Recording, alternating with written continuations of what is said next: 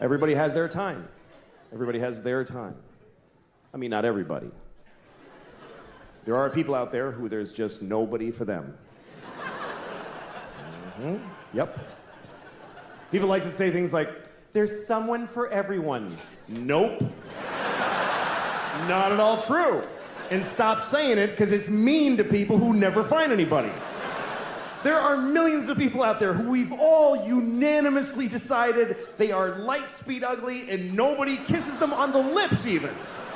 Nobody touches their genitals their entire life. They just wash it and then they die. That's all that happens. Oh, and if you're feeling bad for them, you can go find one and fuck one tomorrow. You can just solve the problem right there. With all that kindness in your heart. Oh, well, go fuck one. Nah, I didn't think so. That's the one way we're all mean. Nobody does that. Nobody fucks down. Nobody. People fuck up or across.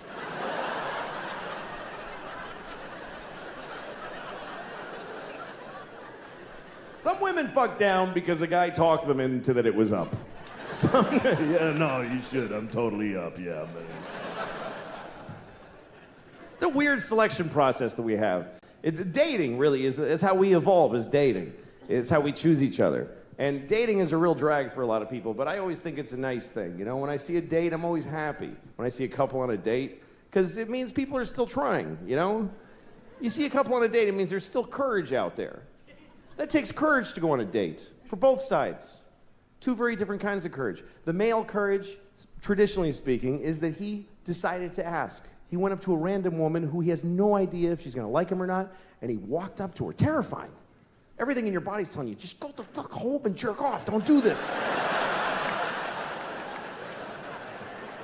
But he walked up and said, hi, yes. And she's like, no, give me a second. You try to get through this membrane of, you know, and then if it works and you say, you want to go out sometime? Sometimes she'll say yes. And if she says yes, that's her courage. And the courage it takes for a woman to say yes is beyond anything I can imagine. A woman saying yes to a date with a man is literally insane and ill-advised. And the whole species' existence counts on them doing it. And I don't know how do women still go out with guys? When you consider the fact that there is no greater threat to women than men. We're the #1 threat to women. Globally and historically, we're the #1 cause of injury and mayhem to women. We're the worst thing that ever happens to them. That's true. You know what our #1 threat is? Heart disease. That's the whole thing. That's it. Just our own heart going, dude, you can't keep doing this. I told you 3 strokes ago that this is not smart. But women still think, yeah, I'll go out with you alone at night. What are you, nuts? I'll get in your car with you with my little shoulders. Hi, where are we going? To your death, statistically. How do they still do it? If you're a guy, try to imagine that you could only date a half bear, half lion. And you're like, oh, I hope this one's nice. I hope he doesn't do what he's going to do.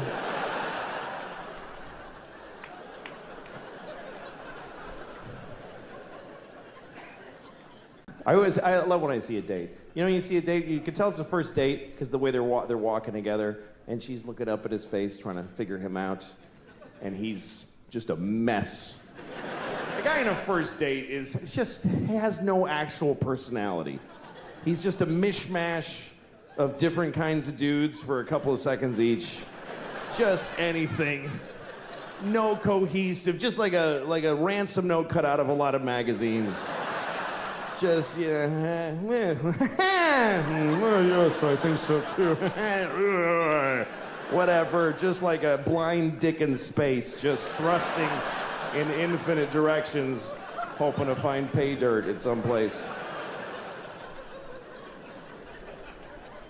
And then sometimes you see a date that's later down the line and something has happened. There's something that happens in a date that I never get to witness because women do this. They get to do it inside. They get to just decide quietly, I'm gonna let him fuck me. They just get to decide. Something he says and she's like, that was good, he's gonna fuck me later. And he has no idea. He's still like trying all this shit. He still has no idea he's already in there. We love women a lot. All men do.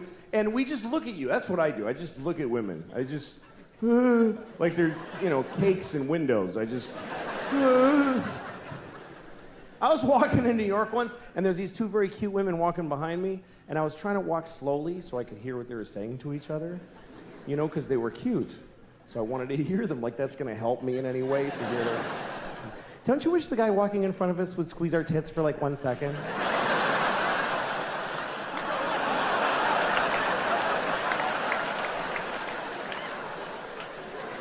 Okay.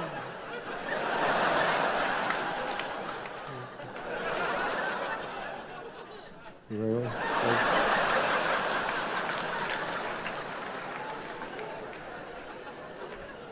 It's really a flaw in men that we would all do that. If you're a woman, you could ask any guy on planet Earth, can you squeeze my tit for 1 second? And 100% of us will go, oh yes, of course. That doesn't matter. I could be doing open heart surgery. Oh yeah, okay. Oh, don't worry, he's not your tits, don't worry about it.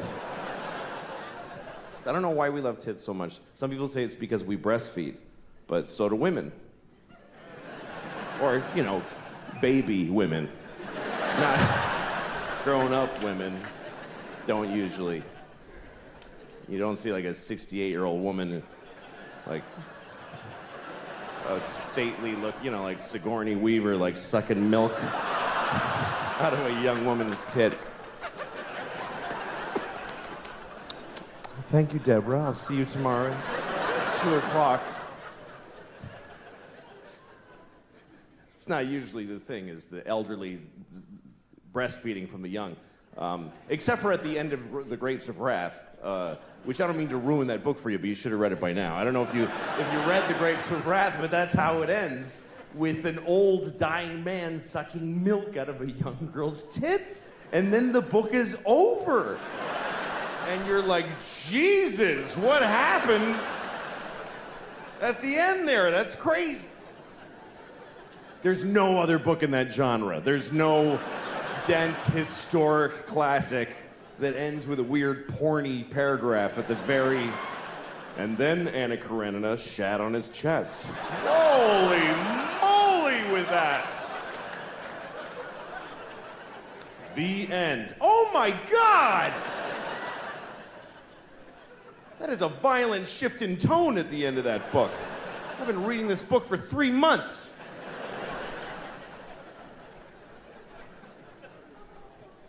But we do, we love tits. And you always know a tit. You always know a tit. Like you ever been in a crowded place, like a subway or a sports stadium, and you're smushed in with other people, and your elbow touches a tit behind you, like, that's a tit! I just touched it! I know that was a tit! I know it! Because the sensitivity of the male elbow to tit flesh specifically is unbelievable. Just to tits, because you could drive a tack in there, I'm not gonna feel it.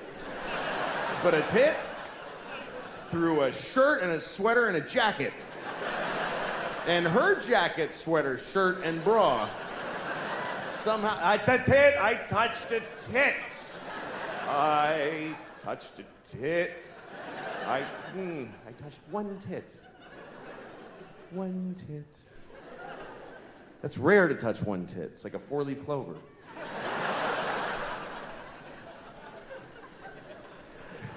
Usually you touch it. The only time you touch one tit is when it was an accident or you didn't have permission. But otherwise, when tit access is granted, it's usually good for 2 tits at a time. Once you're on one, you really have to screw up really badly and quickly to lose tit access between tits 1 and 2. You must have said something really dumb on the first tit that you didn't get the second one.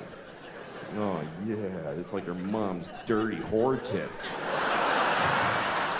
Why, what? I said I liked it. That's what I meant, is that I like it. I like your mom's dirty whore tit. And I like yours. And if it's up to the guy, we're gonna touch both tits. No guy touches a tit and then goes, you know what, I'm good with the one. That's fine for me. Everything in moderation. We're gonna touch both. Even if something terrible happens in the middle of, yeah, there's a bomb! Oh shit, come on. Let's get your tits out of here.